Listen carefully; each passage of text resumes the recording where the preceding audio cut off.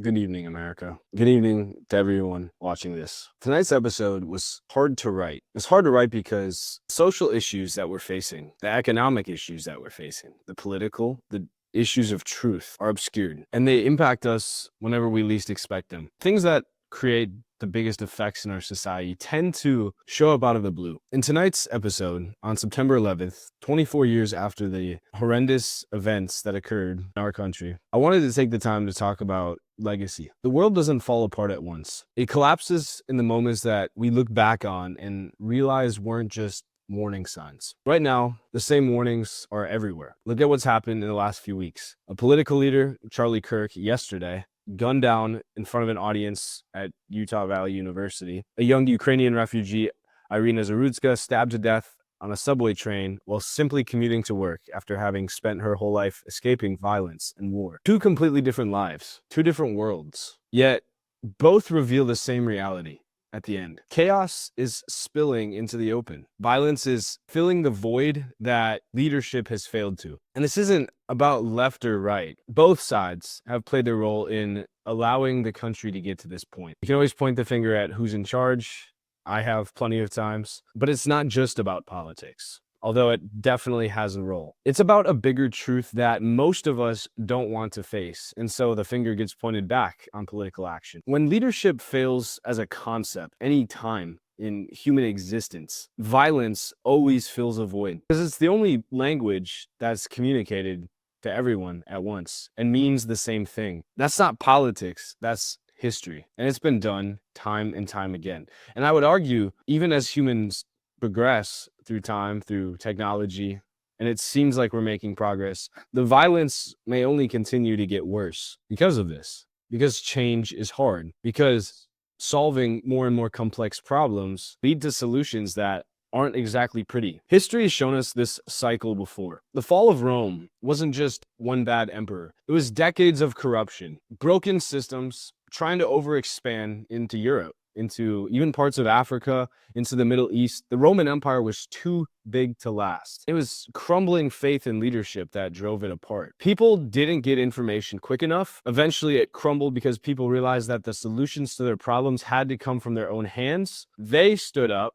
They decided that we were better off without the empire, and it fractured. And I would argue that the same thing is happening right in front of you. The French Revolution wasn't an angry mob. It was years of starvation, of the rich having everything and the poor having nothing. And people finally saying enough is enough. Even in our lifetime, 2008, for those of you in the US, wasn't one bad mortgage. It was a rotten system. And when it collapsed, it took millions of ordinary families with it. And I would argue that the rich knew it was coming the whole time and did nothing about it. Some of them thought it would last forever, but the ones who created the system knew exactly what they were doing, what risk and what harm they were doing to average families, and they didn't give a fuck. Empires don't collapse overnight. And they don't collapse just from one event. They rot like an apple, like a fruit from within. And that's what we're dealing with and seeing today. We're living in a moment where faith in the system is bankrupt. Look at the numbers. 80 to 90% of startups, business-wise, fail in the first 5 years. You've probably known that. Bank loan rejection rates for small businesses are at record highs. And the median worker in America today has less than $1,000 in their savings account. So ask yourself, I want to ask you guys this. If the system really cared about you succeeding in your own business, in your own enterprise, out of school, right?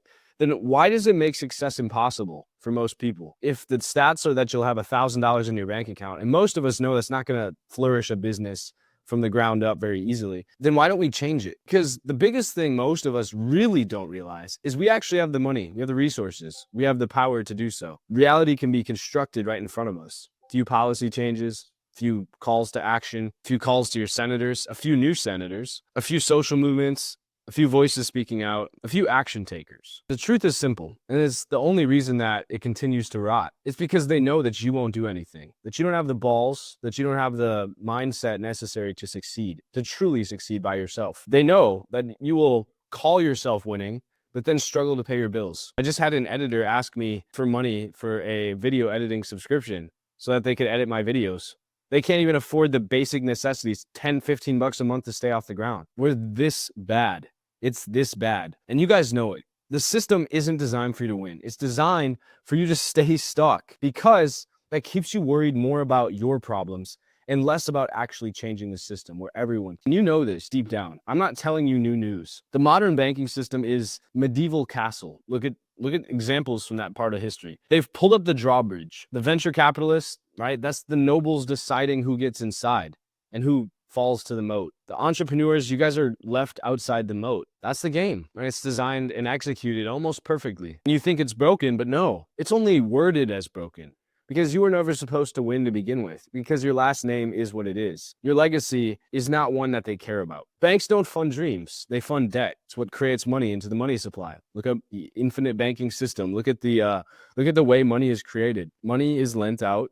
More is created in that process. It's a necessary step, but they're not going to lend money out to people that they don't trust. And they have no reason to trust a kid coming to them with an idea, because it just doesn't make sense to the 50-year-olds who never once stood up and followed a dream in their life. And that's why they ended up in simple bank management positions. They don't believe in you because they couldn't do it themselves. Why would you let the people that you hate in terms of going after their dreams when you didn't? Because they just prove that you also didn't have the balls it took as the bank manager to change your own life. You'd rather write it off as a broken system and not help anybody. And that's what happens too many times. Governments write rules to protect themselves and protect the castle walls. They don't actually change what's going on inside.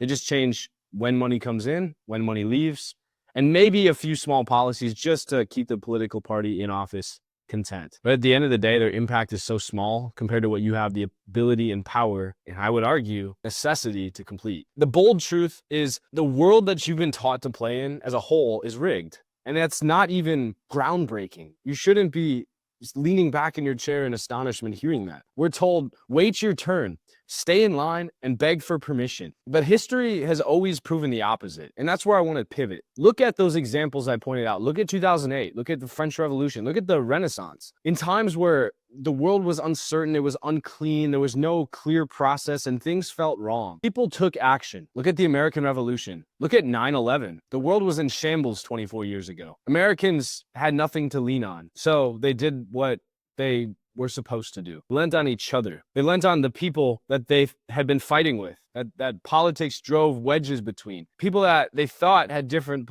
stances and worldviews and feelings. And they were right. Most of these people would have never agreed with them in the past. But this event, this catastrophe, 9/11, drove them together because they remembered the one thing they still had in common: patriotism in the system that they knew that they had the impact to control. Nowadays, if the same thing happened, I'm not so sure that you guys could do that because your faith in the system isn't there. You'd like it to be, but it isn't. And so the only option you have is to create a system that you can believe in. That's what the system doesn't want you to know. But here's the good news. I can't just leave you with depressing facts. That wouldn't be much of a podcast. Every collapse also carries the seeds of renaissance, because in that moment, when you regroup, when the team goes back to the locker room at halftime and they talk about what's actually going on, they drop the facade, the second face. I heard the expression, there's 8 billion people in the world. That means 16 billion faces, because nobody carries their true expressions on the outside anymore. And those who do are punished for doing so. But these events, these catastrophes, these eye-opening moments allow us to peel the mask off a little bit more and show each other how we genuinely feel. That upsets people, it seems like. Maybe it's supposed to. Maybe we're programmed to get triggered by it, by people that aren't even on our side to begin with. Maybe the system doesn't want us to work together, because that's how the people at the top lose. Because when the system starts shaking from underneath, the people at the top have the hardest to fall. So the best thing they can do is throw a little drama down for you guys to stay distracted and not actually challenge the order. And they're doing damn great at it because they've been doing it for a while. And they've learned exactly what pisses you off and makes you look at the red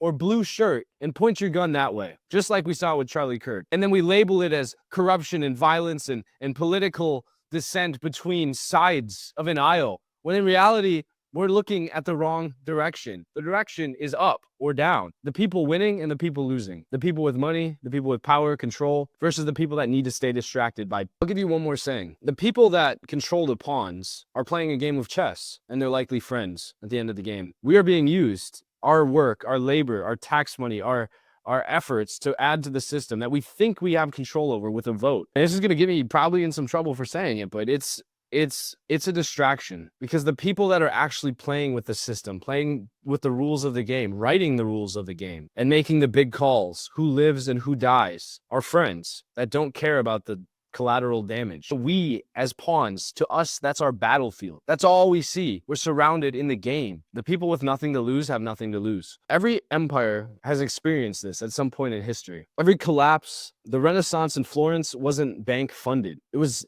not government funding. It was funded by syndicates, families, people with not all of the control in the world like kings, but those who realized that they could use what they had, something at least in their bank accounts, in their advantage that they've built up over a little bit of work, to drive change forward. Families pooling resources, backing artists, inventions, inventors, creators. The Medici family wasn't waiting for permission. They funded Leonardo da Vinci. I'm sure many of you know who that is. They funded Michelangelo.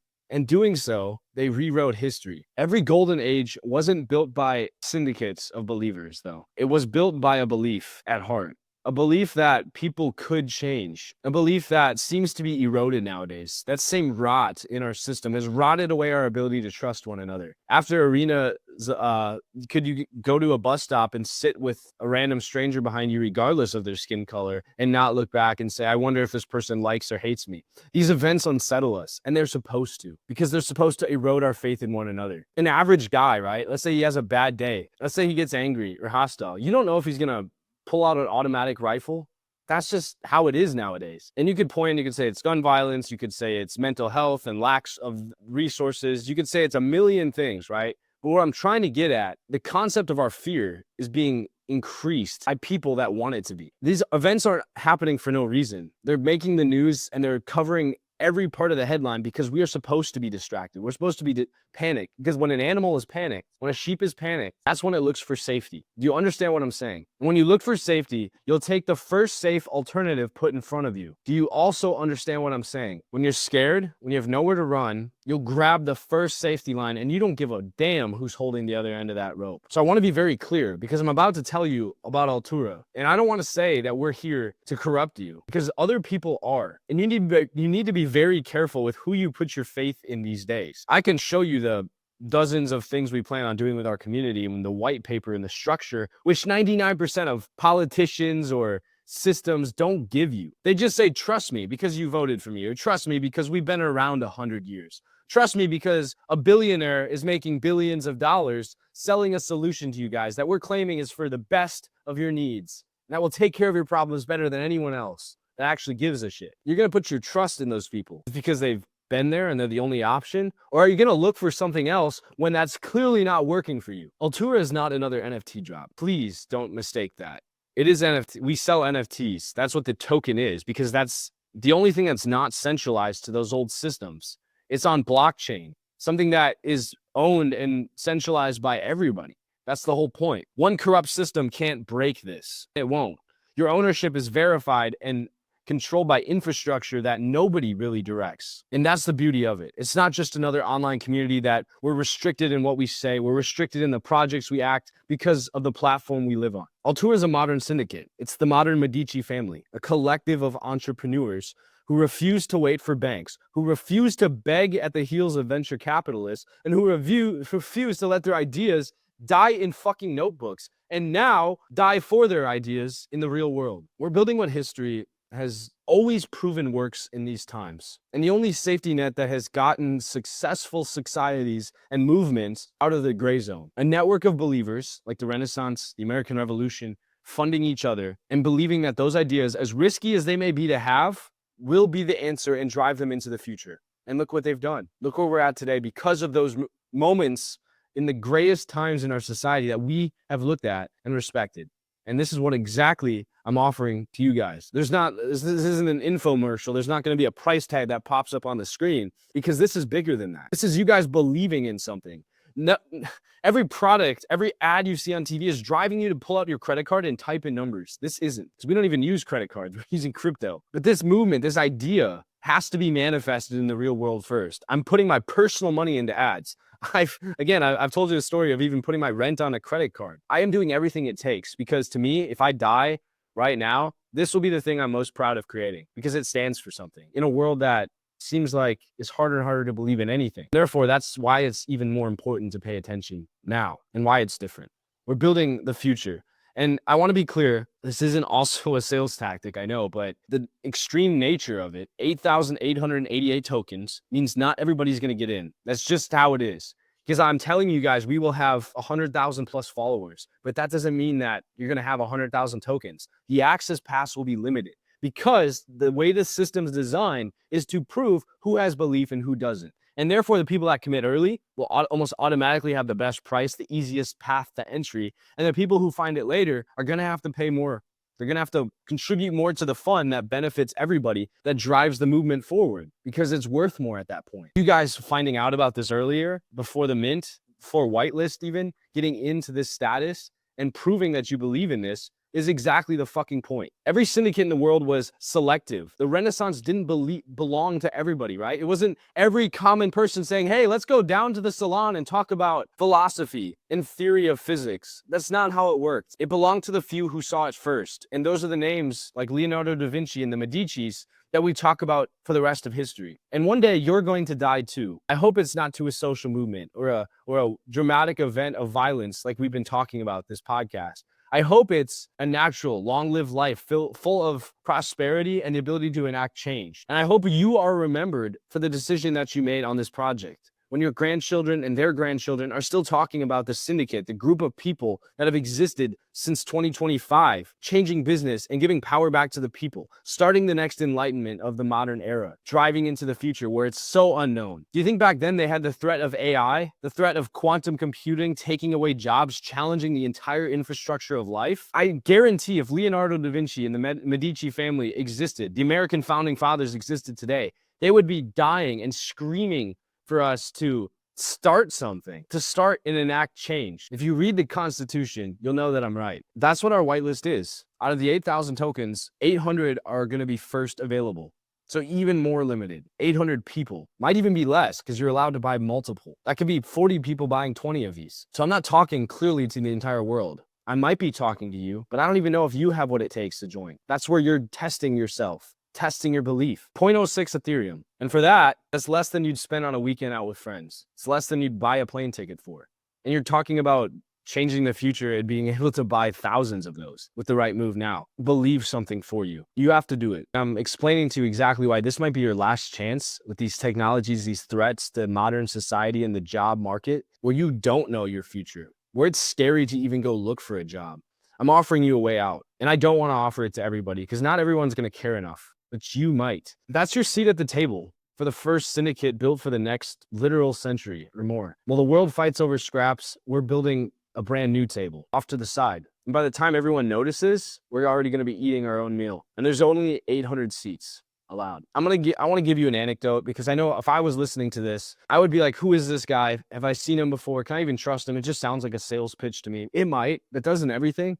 Doesn't everything of meaning sound like it's trying to convince you to believe something? And why would it care about believing in anything unless it was significant? Isn't that circular logic? If I didn't care as much about having you guys believe in this, I wouldn't think it was that important. Challenging you to change one of the hardest aspects of your entire existence, which is your system of beliefs in a system that you quite literally live in right now.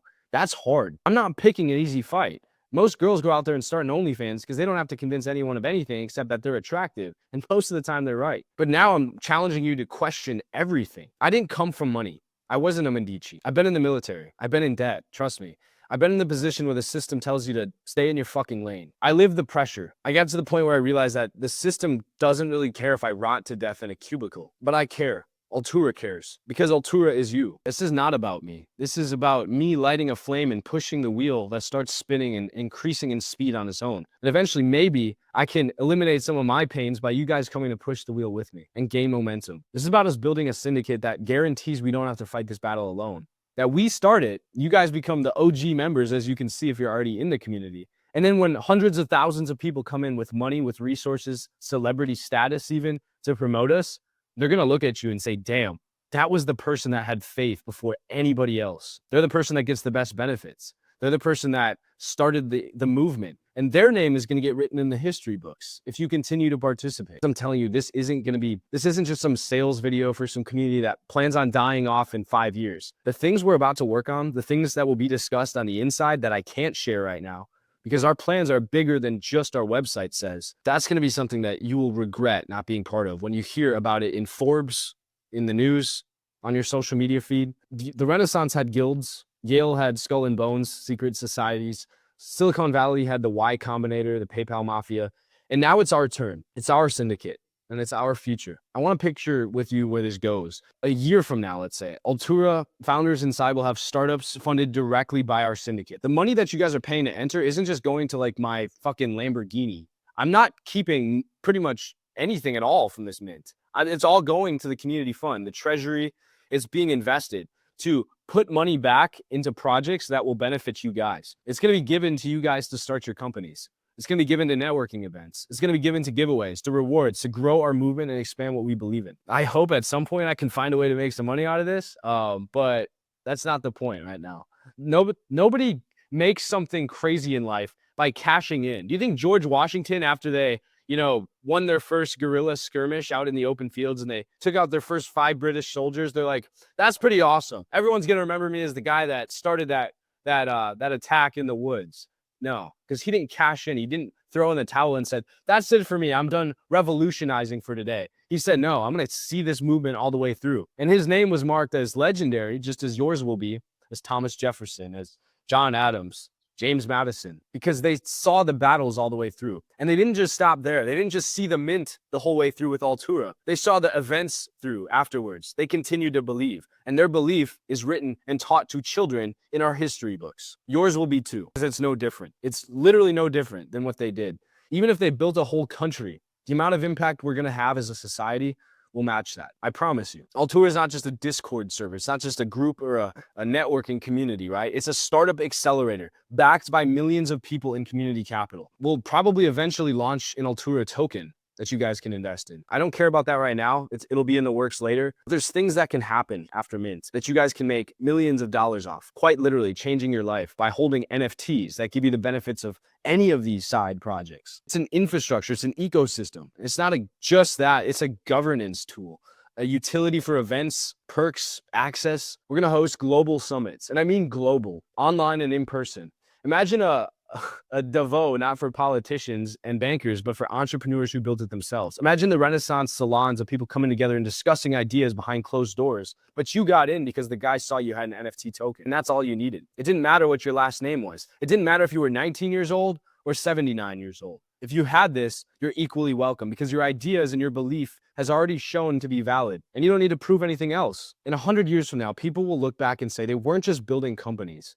They weren't just challenging Fortune 500 companies that are poisoning our food, fucking up our infrastructure, corrupting our politicians. They're building the next civilization. That when the world starts really shaking in the next 5 to 10 years and they look for stability, they're not just going to have the hand of evil fucking people. They're going to have our community helping them out too. That might actually, for once, stand for good in a world that's so evil. And you guys get to be the names that are spoken and remembered by history in this. History is waiting for a few builders to just stand up and say, enough is enough. This is your moment. October 1st, the first phase, the first whitelist opens to buy one of your tokens and get in, to invest with all the money going back to you guys, going back to companies with AI tools that you'll get to keep. So that editor that asked me for $15 can have a tool for life because he was part of the movement that invested in that technology. That gets access to a library of courses, networks of entrepreneurs that are in every major niche in industry, e-commerce, stock trading, right? It could be crypto.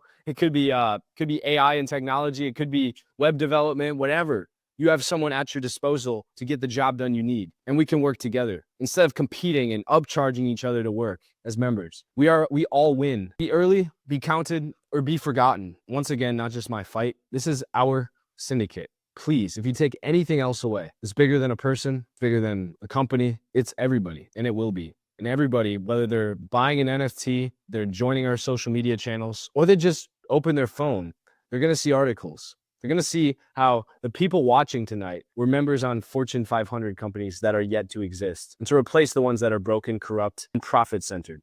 That is Altura. And with that said, this is the Ascended Podcast. I hope the examples from today, I hope this dark moment, this grieving time where we've lost multiple great people in our country's history, and remembering the tragedies of 9/11, I hope that awakens something into you. And I hope you can see where I'm coming from. Pointing out tragedy is a yin yang, because with every loss comes the spark. And I hope that as sad as tonight's episode has been, you guys see that and continue your belief. I'm here to answer any questions. I'll be in our community. Feel free to join. The link will be attached, and I'm excited to see what we do next.